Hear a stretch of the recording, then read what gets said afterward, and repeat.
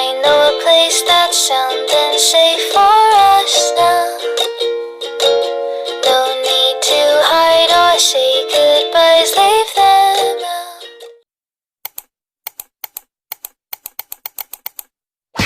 Assalamualaikum warahmatullahi wabarakatuh. Perkenalkan, nama saya Nur Hafizah dengan NIM 122100004 dari kelas 2A Program Studi Pendidikan Guru Madrasah Ibtidaiyah Fakultas Tarbiyah dan Ilmu Keguruan. Saya berasal dari Melawi.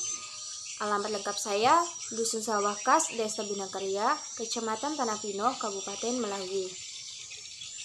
Pertama-tama saya ucapkan terima kasih kepada Bapak Imam Agung Prakoso selaku dosen pengampu dari mata kuliah Filsafat Pendidikan, yang dimana telah memberikan tugas kepada kami mahasiswa, yaitu yang berjudul bagaimana proses pembagian zakat di setiap kampung mahasiswa, setiap masing-masing kampung dari mahasiswa. Nah, kemudian apakah ada problem atau permasalahan? Kemudian bagaimana solusi untuk mengatasi permasalahan tersebut? Baiklah, di sini saya akan menjelaskan bagaimana cara proses pembagian zakat di kampung saya, yaitu di Dusun Sawakas.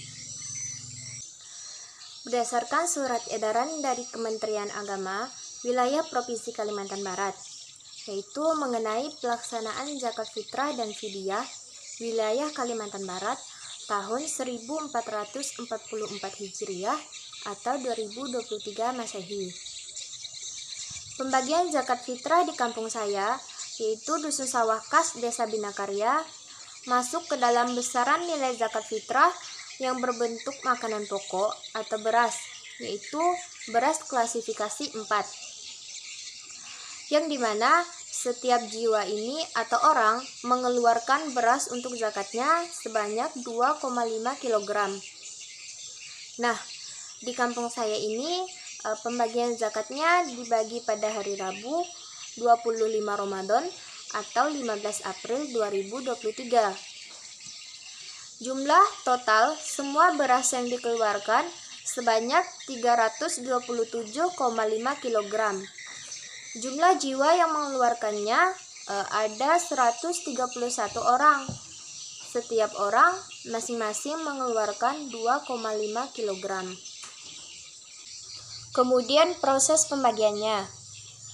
Yang wajib mendapatkan zakat fitrah di kampung saya itu ada 2 golongan, yang mana kedua golongan ini masuk ke 8 golongan yang wajib dan berhak menerima zakat dalam fikih atau Islam, yaitu golongan miskin dan amil zakat. Kemudian di kampung saya, bagian golongan miskin ini dijadikan 2 golongan lagi, yaitu golongan pertama dan golongan yang kedua, yang mana golongan yang pertama ini masuk dalam kategori miskin. Dia ini memiliki penghasilan yang cukup untuk makannya sehari-hari, sehingga proses pembagian zakat fitrah untuk golongan yang pertama ini yaitu mendapatkan 10 kg beras, yang mana ada 21 orang. Sementara golongan miskin yang kedua mendapatkan 7 kg beras sebanyak 15 orang.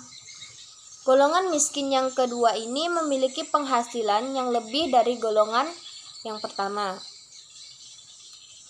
Kemudian yang kedua yaitu amil zakat atau sering kita sebut dengan badan amil. Nah, badan amil di kampung saya ini ada sebanyak 7 orang, yang mana masing-masing ke-7 orang ini mendapat bagian beras sebanyak 6 kg. Kemudian masuk ke dalam problem atau masalah. Menurut saya, proses pembagian zakat fitrah di kampung saya ini tidak ada permasalahan. Kenapa? Karena tadi saya sudah jelaskan, proses pembagiannya ini sesuai dengan ketentuan Islam, ketentuan fikih, yang mana setiap golongan tadi ada 2 golongan yang sudah saya sebutkan, yaitu golongan miskin dan amil zakat, yang mana kedua golongan ini masuk ke dalam ke-8 golongan yang berhak dan wajib menerima zakat dalam fikih. Jadi tidak ada permasalahan, itu menurut saya tidak ada permasalahan dalam pembagian zakat fitrah di kampung saya. Dulu itu pernah ketika 2019, 4 tahun yang lalu, itu yang terakhir. Dibagikan zakat fitrah kepada siswa yang bersekolah di madrasah. Intinya yang latar belakang sekolahnya sekolah agama, seperti sekolah MI, MTS, MA. Mereka ini mendapat bagian dari pembagian zakat fitrah tersebut. Itu kenapa? Ada 2 alasan. Yang pertama, menurut orang tua di kampung saya, mereka ini termasuk ke dalam golongan fisabilillah.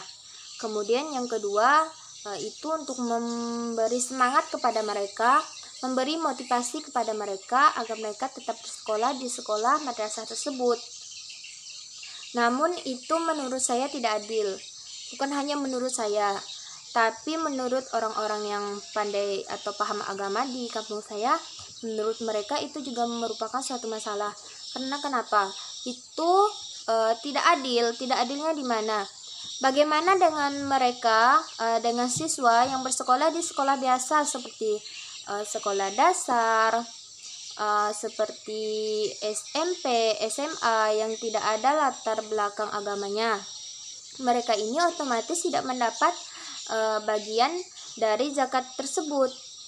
Jadi dari permasalahan tersebut, solusi untuk mengatasinya sekarang itu dihilangkan dan hanya diberikan kepada 2 golongan yang sudah saya jelaskan tadi, yaitu golongan miskin dan ahli zakat. Nah, itulah pemaparan yang sudah saya jelaskan dari proses pembagian zakat di kampung saya.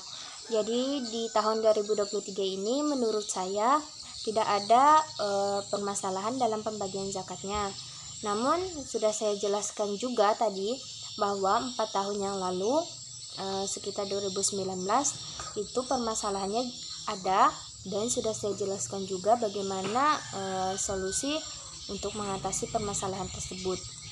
Mungkin itu yang dapat saya sampaikan. Kurang dan lebihnya mohon maaf. Saya akhiri. Wabillahi taufiq wal hidayah. Wassalamualaikum warahmatullahi wabarakatuh.